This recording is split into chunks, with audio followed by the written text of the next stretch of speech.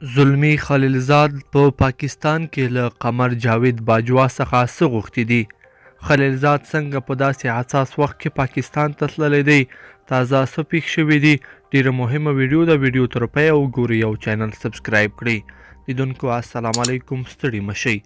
د افغان سولې لپاره د امریکا د بهرنیو چارو وزارت ځانګړی استازی زلمی خلیلزاد د سولې د نوي سفر په لړ کې دا ځل پاکستان ته تللی او د سولې په اړه یې د یادو چارواکو سره خبرې اترې کړې دي.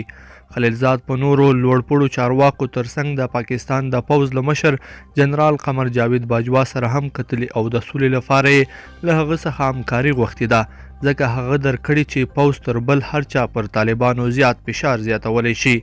د څرنګه چې پاکستانی چارواکو وار په وار په خپله دا خبره کړې ده، همداسې خلیلزاد هم د پوځ مشر ته ور یاده کړې چې د دوی له همکارۍ پرته سوله ناممکنه ده او باید په واقعي توګه خپل رول په دغه پروسه کې ولوبوي.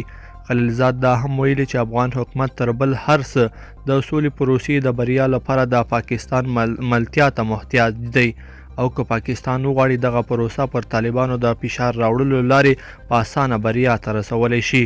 هغه ټینګار کړی چې که نور هیڅ نه وي، پاکستان خو دې د سولې پروسه چټکه کړي او یا حد اقل یوې داسې لارې ته دې لاره برابره کړي چې دواړه لوري دومره سره غوږونه وجنګوي چې دغه پروسه خو سر ونه خوري.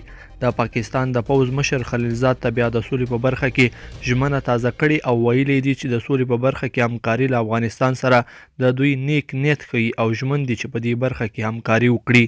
خلیلزاد داسې مهال پاکستاني چارواکو سره پر سوله غږیږي چې افغان چارواکو د تیرو څو ورځو کې په پاکستان سخت ګزارونه وکړل چې د سولې پروسه کې همکاري نه کوي او افغانستان ته د یو خپلواک هیواد په توګه نه ګوري. لیدونکو په دې هیله چې دا مطلب به مو تر پایه لیدلی وي. که مو دغه ویډیو خوښه شوې، ویډیو لایک کړئ او چینل سبسکرایب کړئ.